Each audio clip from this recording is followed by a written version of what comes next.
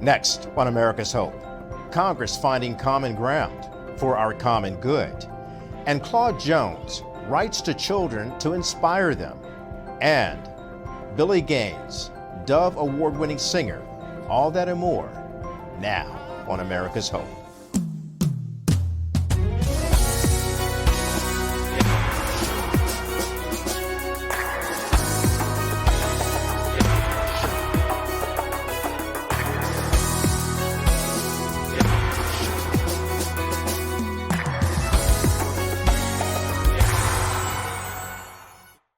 Good evening, everyone. I'm Kelly Wright. Welcome to America's Hope. As always on this program, we are talking about the epitome of hope and why it's so important to you, the American people. So I hope that wherever you are, you're taking care of yourselves and your family and understanding that you matter.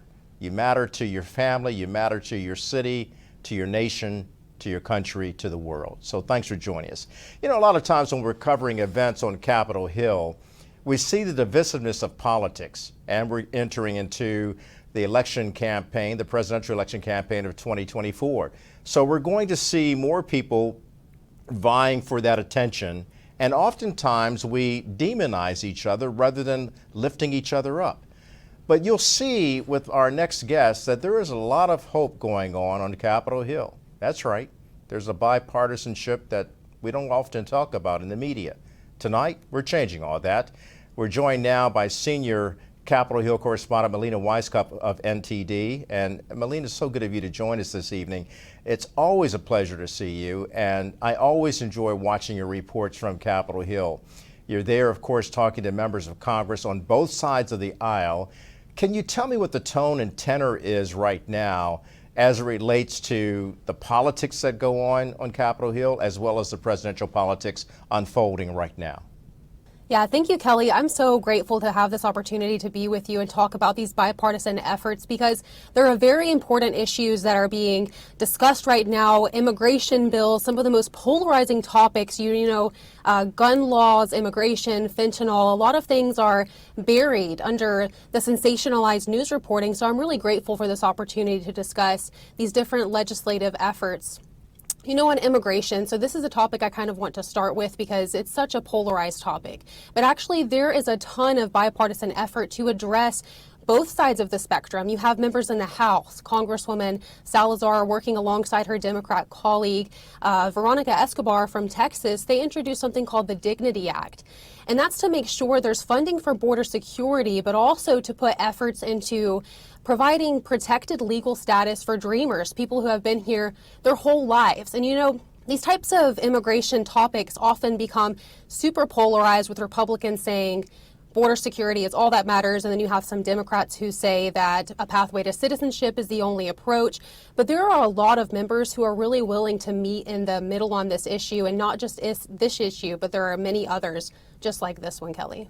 And when they meet in the middle, generally things get done because they find a consensus that's for the common good of everybody concerned in the particular legislative approach that they're taking. Why is that not often reported?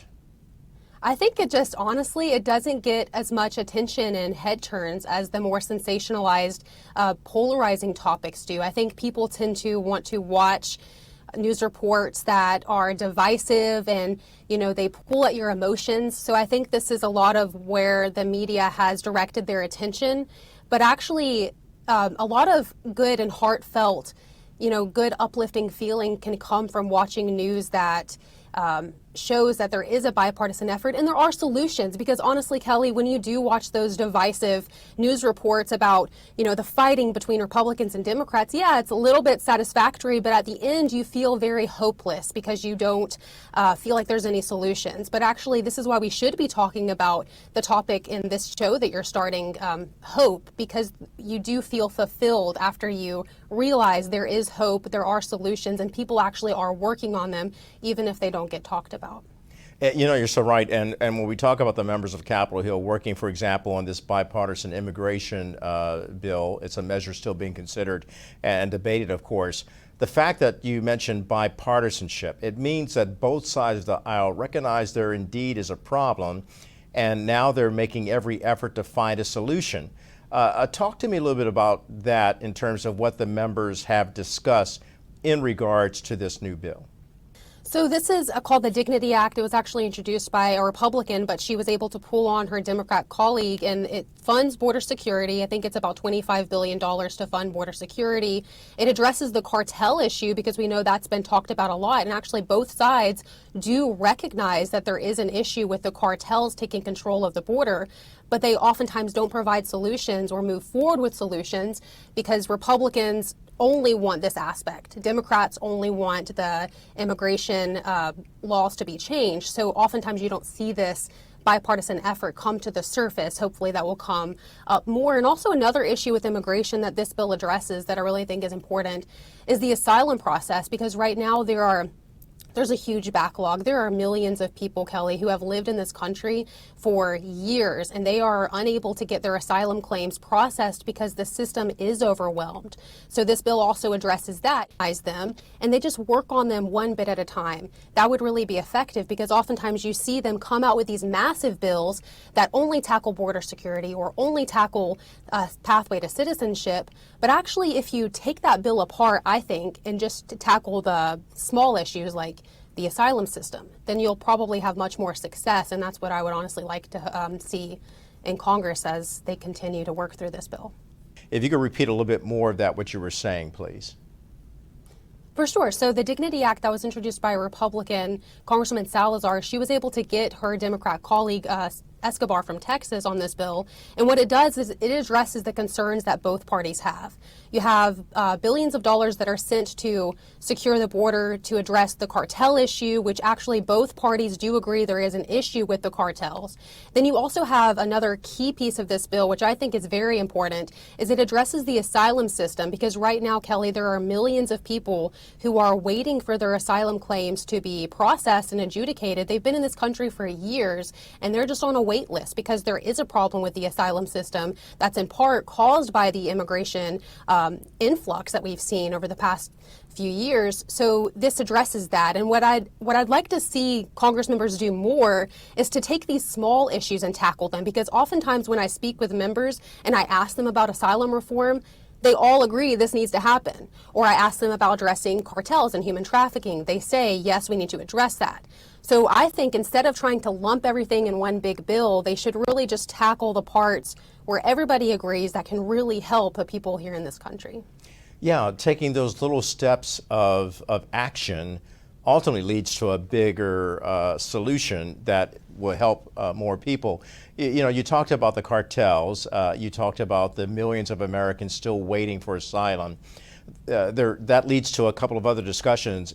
With this program or this bill that they're introducing, will it, in terms of dealing with the cartels, also deal with fentanyl? As you know, fentanyl is a very disturbing issue that's causing so many lives to be lost here in America. So I don't think this bill directly addresses fentanyl, but just by addressing the cartels in and of itself will actually help with the fentanyl issue. And on fentanyl, I mean, that's another really bipartisan issue where it actually doesn't even need to be a part of an immigration bill, Kelly, actually, because they passed through the House the Halt Fentanyl Act, which makes fentanyl a Schedule I drug, which is like one step towards trying to increase the consequences for having access to this drug.